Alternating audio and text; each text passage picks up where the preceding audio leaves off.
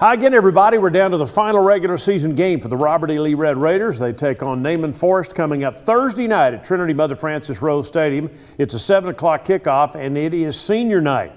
Not only is it senior night, the bigger issue, of course, it's still possible playoff implications. Not possible, very much playoff implications on the line for the Red Raiders against the Naaman Forest football team. Again, a 7 o'clock kickoff, and Coach Daryl Piskey is with us. We'll get to the Rockwall game in a moment, but the bottom line on this game this week, first of all, before you worry about what happens on Friday and the other games in the district, you got to win this one. Yeah, that's right. I mean, it's a must to even have a chance. You know, if we do, I think there's a good chance. If we don't, then we're out.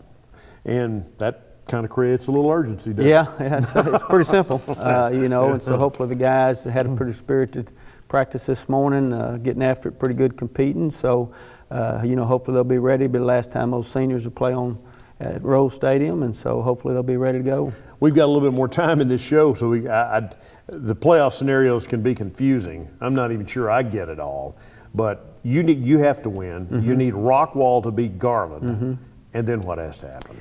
Well, really, you know, if Sachse beats Rowlett, kind of flipped from our scenario last year, if Sachse beats Rowlett, then us and Garland would be tied for the fourth spot. Head-to-head would get the fourth spot. If Rockwall beats Garland. Then if Rowlett beats Sachse, we could end up in a three-way tie for the third spot with Sachse, Garland, and us. Then it's just going to be kind of an interpretation type thing. The district minutes, we use a 14 plus or minus tiebreaker system, but the key is it talks about the points are used to eliminate ties, not to advance. So basically if it's a three-way tie, my interpretation, because the key word is not to advance. My interpretation is if it's a three-way tie between Sachse, Garland, and ourselves, that you would take the top point getter out of that three-way tie to eliminate the tie that would be Sachse there in the playoffs. Mm-hmm. And then you'd look at the next two, us and Garland, and go head-to-head because... And you won the game. Yeah, that's right. There's a subsection down there, A through D, that kind of explains the tiebreaker and what it says. Besides not to advance, nobody wants to get advanced on points. You know, every coach would want the decision to be figured out head to head. And so they put a clause in there that the points are used to eliminate ties, not to advance. And then clause subsection D down there says, once the tie is broken, revert back to head immediately. Mm-hmm. And so to do that with a three-way tie for third, you would take the top team out. If you took the bottom team out, which we're the low point getter on that three-way tie, if you took the low team out, now you're advancing two teams just based on the points. And it clearly says points are used to eliminate ties, not to advance. Has there been, as we tape this show, has there been any talk about resolution, or you wait until it comes down to it? There's been a lot of talk. We just don't know what the outcome is. You know, I guess it'll come down to a district meeting and everybody figured out. You know, you'd kind of like to already know. You know, but we know we got to take care of Naaman, who's a pretty good football team, and let the rest just, you know, chips will fall where they fall. So who makes this decision? Who has the final say in this? Well, I guess it's a vote amongst the district, you know, and then I think there's probably, if a person isn't happy with it, they can appeal it to the UIL. We'll know all our parameters before the end of this week. We'll know what our parameters are if we don't agree with the decision based on our interpretation. You know, and you look at you always look at your tiebreaker rules before things start, and they look pretty clear. And then this situation comes up, and you realize they're not, you know, they're clear to me, but other people could interpret them differently. Yeah, and so there's a theoretically, you take care of your business Thursday night. What's the latest day you could know whether you're in the playoffs or not if it were to go to appeal? Well, I'm sure they're going to talk this week and meet sometime this week to get this cleared up so everybody knows, because, you know, the next round opponents need to know. Waco Midway and Coppers Cove will probably be the two Division II representatives out of that district as they were last year, and they're going to need to know who they're facing. For sure, Midway, is going to need to know because it'd be us or Garland that Midway is going to face. And so, Terry and I have already communicated, and Jeff over at Garland's already communicated with them, and, we're doing a bunch of film trading on Tuesday, and so we'll need to know as soon as possible who that is. And so it's not a foregone conclusion then if you make the playoffs, and let's be positive about it, if you make the playoffs, it's not a foregone conclusion that it's Waco Midway then, right? Yeah, it will be Waco Midway. They'll be we'll be the number 2 representative. So either way you get in, you're going to be the number 2? That's right. So you're playing Waco Midway next week. Us or Garland playing Waco Midway. So you don't, so my question is, so it's not a foregone conclusion that you would play Waco Midway? It could be Garland playing Waco Midway? If we're out, Garland will play. Okay, all right. If you're in, you play Waco between Midway. Between us and Garland, whoever gets in is going to play Waco Midway. I'm a little slow, okay? I'm old and slow, all right? So if you're in, you play Waco Midway. Yeah, whoever between us and Garland get in, they're going to play Waco Midway Friday night at 6 o'clock at Waco Midway. All right, my head's hurting, you understand? Yeah, I'm right? with you. You've seen a lot of football this weekend. I have seen a lot of football this weekend. All right, let's get to the Rockwall game. First of all, they're pretty good. It was a Saturday game because of the weather. 65-35. Coach, they're just a good football team. Well, they are, and physically, kind of outmanned on both sides of the ball up front. That was our biggest concern, is them just lining up, whooping us up front on both sides of football. You look down there at pregame, and you look at what they have down there size-wise, and they've got some good size and good players, and then. Offensively, they've been a machine all year. Even in some of their losses to the Trinities and Denton Gyres and those guys, they've played pretty good offense, and just got outscored in some of them. And that's basically to sum it up, is they just whooped us physically. They jumped out early. Their offense, not great, not flashy, but efficient. Is that a good? Yeah, they do a good job. That's what we told the kids all week. They're going to find our weakness. If you don't play your technique and do right, they're going to find our weakness. Now, what Rodney does a great job of is he's patient enough to continue to pick on that weakness till you do something about it. We gave up the rail route out of the backfield once, I guess first quarter maybe, and then they came back to it. Another key time they came back to it, and we didn't fix it. I think they came back to it the third time. We finally broke it up, so they didn't come back to it anymore. So, that's where they do a good job of just staying with it. We talked with corners all week. If you give too much cushion, they'll throw the stop route 10 times in a row down the field and take what we give them, and they're pretty disciplined at doing that, and their kids execute it well. If you were going to pinpoint the biggest area of need for the defense right now, because they played a pretty good great second half against Garland, and a pretty good game overall against North Garland, did they? Yeah. We, our linebacker situation without Campbell, we're kind of in a bind there. And then, of course, D-line, we're very undersized. Outside of John Samples on the D-line, right. we're very undersized every week. It doesn't matter who we're playing. Their O-line's a lot bigger than our D-line. We've just got to continue to try to fight, not get blown off the football, and stay low and keep our pads down. But probably, finding that other linebacker. Like I say, Dorsey getting hurt this week. Antunes came up, JV sophomore, hadn't played much any varsity action, and so being able to find a replacement to where if something happens to him, we don't have 8 linebackers, so right now we're trying to find 2 that can play football on Friday night. And so what's your plan right now? Do you have? Yeah, we've moved Rhett Parker inside. You got Calhoun that can play inside. He's good out in space, but he could also play inside. We're looking at some of the offensive line type guys that hadn't done it in the past. We're going to have to cross some of them over. You try not to cross them a big old lineman over, because speed of the game on both sides of the ball, conditioning seems to be a factor for those guys. But we today at practice, all gloves were off, and we worked. Really, we had an offensive practice. Really, it was a 3A football. We had an offensive practice, and we had a defensive practice. Okay. And so we're just trying to compete today, and we got the guys out there, and it was pretty spirited at times. Might have had a few tussles. Okay. But we just want them to compete, and said, hey, whoever the 11 guys that are going to win football game Friday night, or Thursday night, that's who's going to play Thursday night. I don't care if you got a white jersey, red jersey, what color your jersey is. So your front 7 right now, as you sit here right now, what do you project in as a front 7 for this week? Well, we'll have to sit back and talk about it after practice. Even the back 4, are not set in concrete. Like I say today, we like to say after first half of practice, everybody went down to defense, and we all got after it and competed. The O-line, D-line was crossing over, playing both sides of the football, and Tonight we're going to go out who can do it and who can't do it. And that was our goal today, was to get enough competition to see who could actually do it. And, then what our plans are is, I don't care if it's just 17 kids that play the entire football game next Thursday night or this Thursday night, then we'll line up and we'll do that against Waco Midway. And Jerry Viela has played nose tackle. He's a good one. I mean, Yeah, he can, yeah, he can switch over, and he's pretty good. Yeah, that's where we got him over there. Like I say, our lack of depth on the O-line has ceased us from being able to do that earlier. But at this point in the season, it's all gloves are off, and we got to do whatever it takes to win.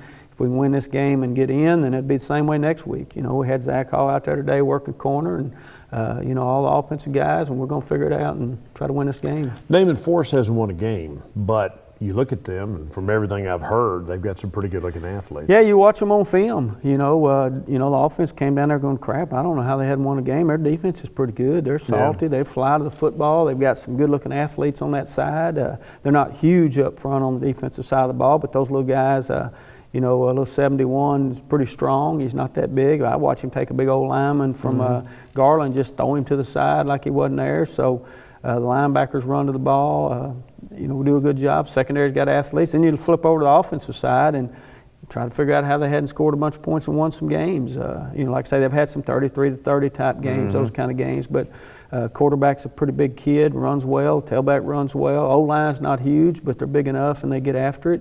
So it's going to be a challenge on both sides. Now, Tavon Wesley, Michael Dorsey out with, he hurt his knee. So is he? Well, have an MRI. Okay. He's not going to be with us right now. They got to get the swelling down and stuff before we'll be able to determine what the exact diagnosis is on that. And of course, Tavon's not. He's got to follow protocol from last week to get back in the football I didn't see game. him get hurt. I was talking to him, and he's still trying to figure out exactly what the play was. Yeah, we couldn't, watching the play, we thought it was on film. We don't think it was that play, so, we went back and tried to figure it out ourselves and couldn't find it. But, those things you just never know, and you got to err on the side of caution nowadays. You don't want to just win at any cost and jeopardize the kid's health, and so he's going to be out until they tell us he can play again. Day Thacker came back for you last week and made a positive contribution, and he may be the guy this week, right? Well, he's going to have to be to start with. Luckily his extra running he's been doing has got him in a little better shape, so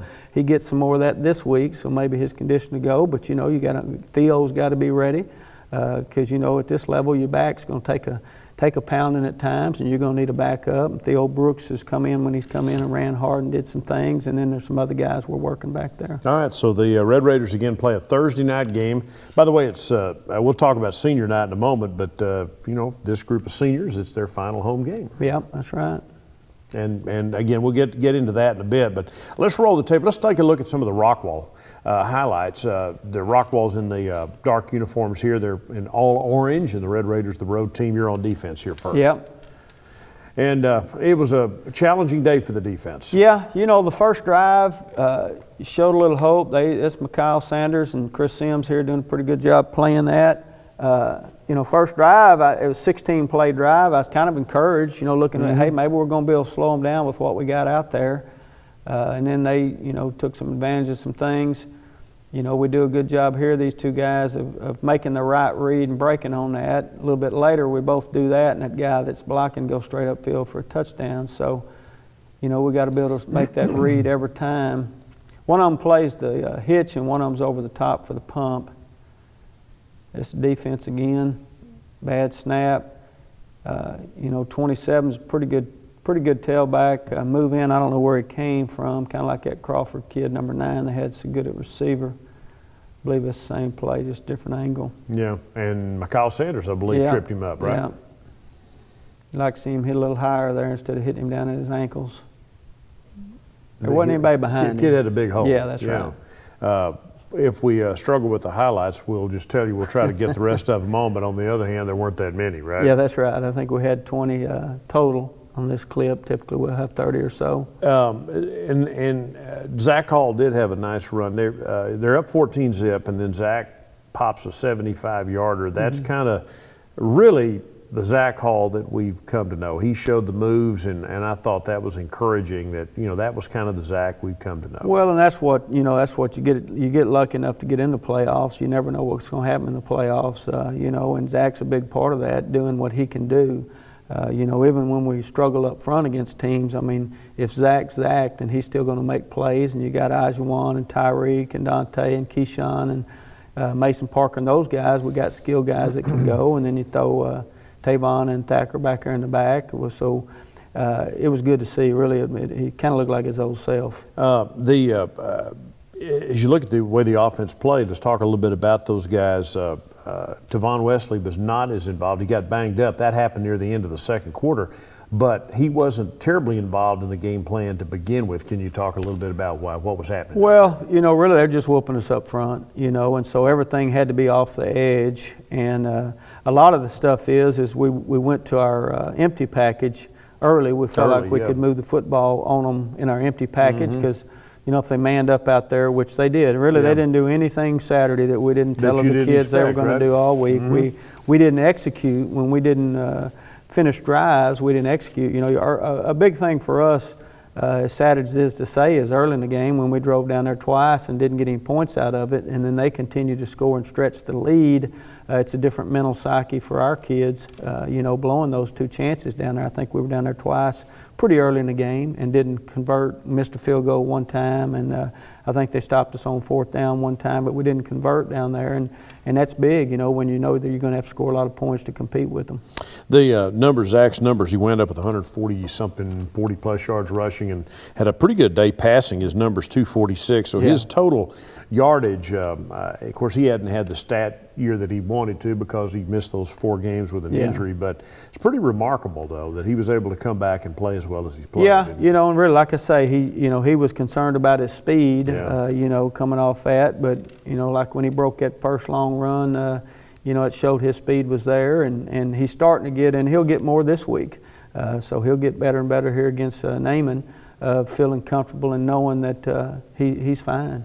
Well, Greg McCray back in the studio, if you get the highlights, just give me a thumbs up or a thumbs down. Okay, that's fine. We'll just move ahead on that. Anyway, Rockwall won that game 65-35. You had a 3-game win streak going, and things were going pretty good. So there's been a lot of positive in the last month that these young men can carry over. Hopefully, you believe there is any carryover. That was a tough game on Saturday. Can they get past it? Well, they have to. That's what we talked about at practice today. Our biggest issue is we got to learn to compete as a team. If we're competing against each other, if we're competing against somebody else, when we get out on the field of battle there at practice, we want to get after each other, but not to an extent to where we don't remember we're on the same football team. And then just the mental toughness that they're going to have to overcome, knowing we got to win this football game. Naaman's not going to come over here and just say, hey, we're going to go ahead and let y'all win this game. They got nothing to lose. Yeah, that's they right. Just let it all hang out, right? They'll play for what, and we're kind of in the same boat. We don't have anything to lose either. So it's going to be 2 groups of seniors, and their seniors are going to have pride. They're going to, they're going to want to not be a team that went through there winless, and so they're going to try to win a football game, and we got to make sure we're as prepared as we can be and stay healthy and not let that happen. Their coach, Marvin Sidbury, his dad was a pretty well-known coach, wasn't he? Pretty I think so. Coach, I think so. Coach Sedbury and I, him being here last year was his first year. I haven't really got to know him a whole lot. Yeah. There's a few district meetings we've had, whereas some of them other guys, we've interacted a little bit more. But Marvin's doing a good job, and I know it's frustrating for him. Kind of like Coach Castile at North Garland, we talk all the time about the frustration when you're trying to turn a program around. You're doing things right, but maybe you don't see the results as quick as you'd like. But he's hung in there, and it looks to me like his kids are playing hard, watching them on film and continuing to compete. So eventually he'll get a break. I hope it's not this week, and things will get better. Friday, people wonder how schools wind up 6A, 5A, 4A, and so forth. This past Friday, the 30th of October, every 2 years, the University Interscholastic League picks a day in October, and they take enrollment. They call it the Snapshot Day. Yeah. And that was last Friday, the 30th. Yeah, that's right. They and then they take those numbers and that's what they use to realign. What do you think is going to happen next year? Well, really looking at the numbers, Longview is 2,200. I think JT was 2,270. Lufkin's up over last year. The projected cut this year is 2,130. It was 2,100 last year. And so really I think Luff's going to go back south. As a 6A football Yeah, team. that's right. Join the Conroe schools like they did in the past. You know, you say that, but you can't ever figure out the UIL what they're doing. But basically, I think Longview and us and JT will probably join the Mesquite schools. And then I think the Garland, Naaman has numbers to go down. I think they turned in 2050. So they're even under last year's numbers. But South Garland's coming up. So I'm just guessing that the Garland, Naaman will petition to stay up, and Garland will have their own district. They might pull Wiley. I think Wiley's coming up, not Wiley East, but Wiley High School, and so they may join that. But I really think Rockwall and Heath's coming up. So I think it'll be Heath, Rockwall, John Tyler, Longview, us, and 3 Mesquite schools. And the 3 Mesquite schools, which was a good, competitive, fun district to be in for several years coming in. Yeah, that's right. Those guys over there, you know, we have a good relationship with them and stuff like that, and their kids compete, and they're pretty good football teams, and really good all facilities, the sports. That's great right. facilities. Yeah, they have, you know, both those stadiums do a good job. Coach Bragg does a good job over him and Gary Taylor of running that show over there and doing things right. So, you know, it wouldn't bother us. We'd be comfortable with that. Yeah, absolutely. And it would be a fair district. Wouldn't be an easy district by any means. No. But maybe a fair district to That's be right. in, right? That's Okay. right. This senior group, again, the Thursday night game, in addition to having to win it, it's also senior night. And it's the last game. You're not going to play a home playoff game. So it'll be their last game as high school guys at Trinity Mother Frances Rose Stadium. Some of them might wind up playing for a Tyler Junior College or somebody like that and maybe playing. But as high schoolers, this is it for them. You know, what do you remember about your last game as a high school football player? What kind of emotions will you feel? My last game was in quarterfinals playing Silsby, and Silsby came back and beat us 18. You went to Marlin, right? Yeah. Try not to say that too loud, but no, we were playing Silsby in the quarterfinals. We already had it set. The winner was going to play Donnie Little and Dickinson in the Astrodome the next week, you know, and at that time 4A was the biggest school there was. We were 3A, so playing in the Astrodome, you know, was going to mean a lot to us. Going to be a big deal, yeah. They came back and scored late in the game, beat us 18-14, and really I was pretty much heartbroken. And you know, I think these guys, hopefully it means something to them to walk out on Rose Field. You know, Marlin there is big Legion Field, so you know, just knowing it could be over. You know, because we're not all guaranteed to go on and play, and you know, and so you got to look at this. Everybody's got to look at it because we don't know what the good Lord has for tomorrow. We just got to look at it. This, you know, it's maybe my last game to ever coach, maybe their last time to ever play football. So, you know, you got to enjoy it. You know, there's a lot of good things that come along playing high school sports. There's a lot of good things come along with coaching high school sports. You know, and so you try to take in the good and the bad of all of them, and hopefully the good outweighs the bad. Hope these kids look back over their 4 years of high school football and realize that they have helped the program get back into the playoffs. Hopefully we'll return there again, maybe this time win a game or two in the playoffs.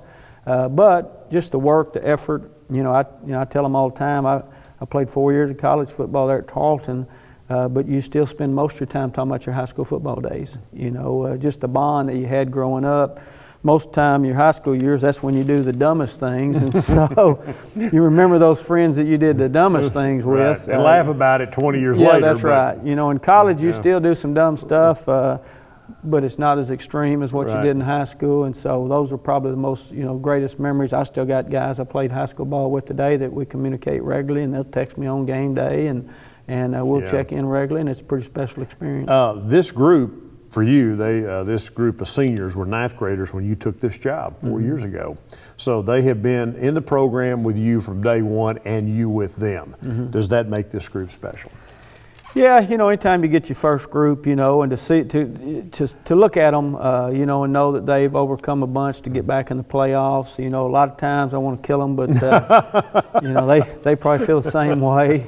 But just to have these guys, you grow up and you hope they've learned something. That's the only time you get frustrated at them is when you tell them the same thing over and over and over and over, and they're not listening. And because really what we've been trying to talk to them about is what life, life's going to be about. And that's what, I talked to them about it this morning. What bothers me sometimes is we're like front runners.